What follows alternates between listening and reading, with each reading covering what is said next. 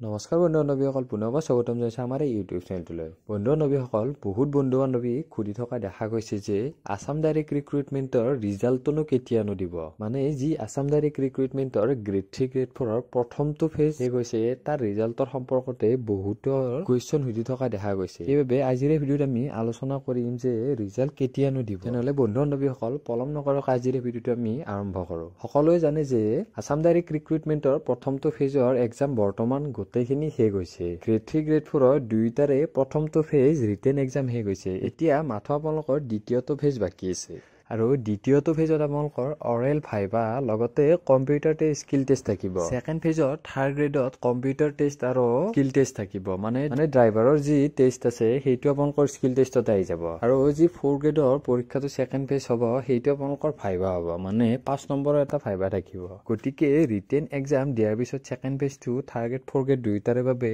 পাতিব লাগিব। সেইবাবে ৰিজাল্টটো অতি সোনকালে দিব বুলি আমি আশা কৰোঁ।